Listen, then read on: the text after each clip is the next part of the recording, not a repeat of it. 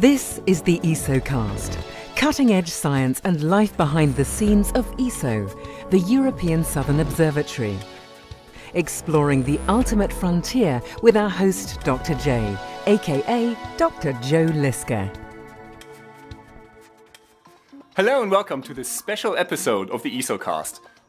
Leading up to ESO's 50th anniversary in October 2012, we will showcase 8 special features portraying ESO's first 50 years of exploring the southern sky.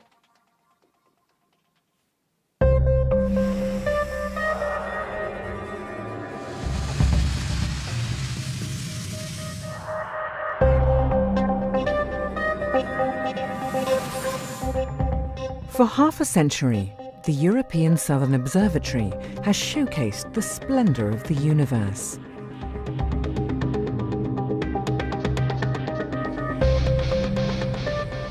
Starlight rains down on the Earth. Giant telescopes catch the cosmic photons and feed them to state-of-the-art cameras and spectrographs.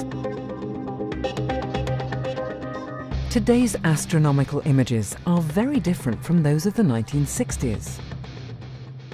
When ESO began back in 1962, astronomers used large photographic glass plates.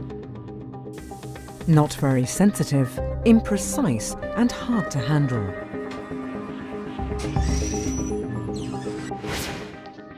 What a difference today's electronic detectors have made. They catch almost every photon.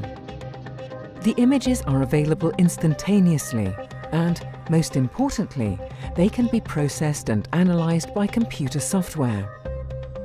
Astronomy has truly become a digital science.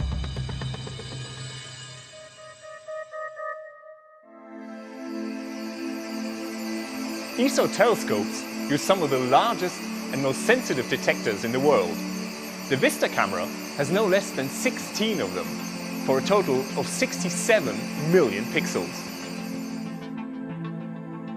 This huge instrument catches infrared light from cosmic dust clouds, newborn stars, and distant galaxies.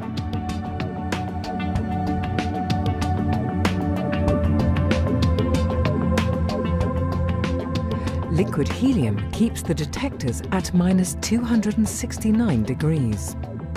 Vista takes an inventory of the southern sky, like an explorer surveying an unknown continent. The VLT survey telescope is another discovery machine, but this one works at visible wavelengths.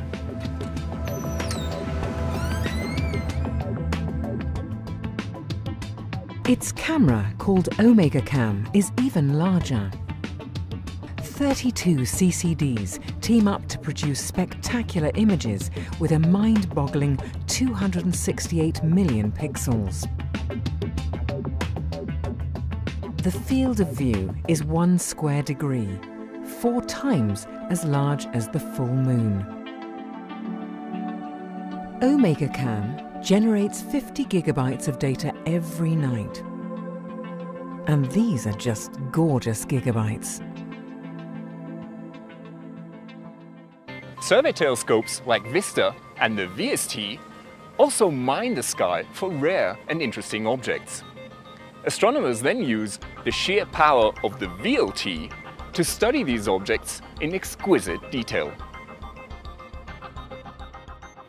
Each of the VLT's 4 telescopes has its own set of unique instruments, each with its own particular strengths. Without these instruments, ESO's giant eye on the sky would be, well, blind. They have fanciful names like Isaac, Flames, Hawkeye, and Symphony. Giant high-tech machines, each the size of a small car. Their purpose? To record the cosmic photons and recover every possible bit of information. All of the instruments are unique, but some are a little more special than others. For example, Mako here and Symphony use the VLT's adaptive optics system. Lasers produce artificial stars that help astronomers to correct for atmospheric blurring.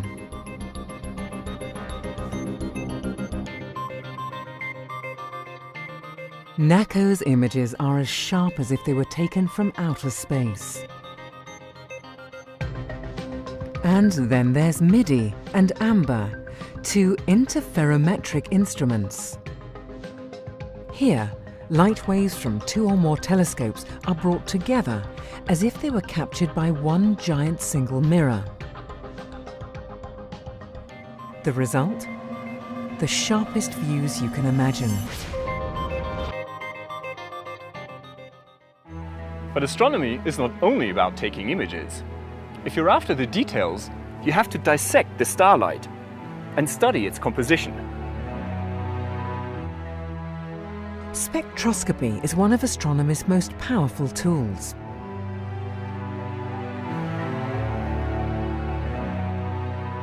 No wonder ESO boasts some of the world's most advanced spectrographs, like the powerful X-shooter.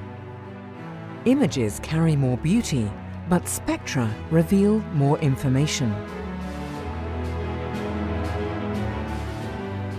Composition, motions, ages.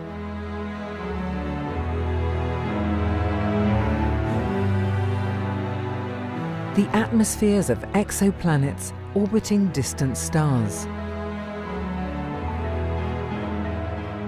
Or newborn galaxies at the edge of the observable universe.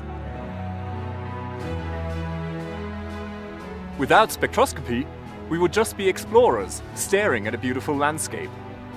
With spectroscopy, we learn about the landscape's topography, geology, evolution, and composition.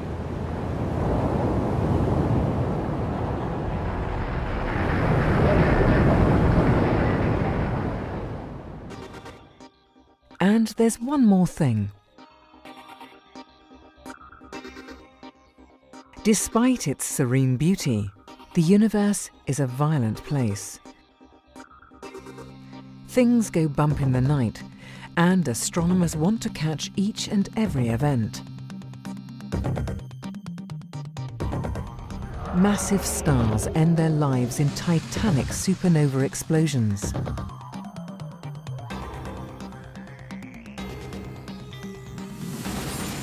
Some cosmic detonations are so powerful that they briefly outshine their parent galaxy, flooding intergalactic space with invisible high-energy gamma rays.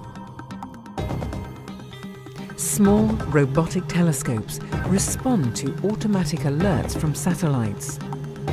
Within seconds, they swing into position to study the aftermaths of these explosions. Other roboscopes focus on less dramatic events, such as distant planets that pass in front of their mother stars. The cosmos is in a constant state of flux. ESO tries not to miss a single heartbeat. Cosmology is the study of the universe as a whole, its structure, evolution, and origin. Here, catching as much light as possible is of the essence. These galaxies are so far away that only a handful of photons reach the Earth. But these photons hold clues to the cosmic past. They have travelled for billions of years. They paint a picture of the early days of the universe. That's why big telescopes and sensitive detectors are so important. Over the past 50 years, ESO telescopes have revealed some of the most distant galaxies and quasars ever observed. They even helped to uncover the distribution of dark matter, the nature of which is still a mystery.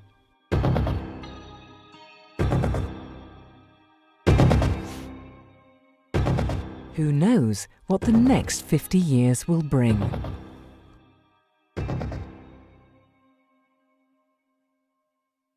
This is Dr. J, signing off from this special episode of the ESOcast. Join me again next time for another cosmic adventure.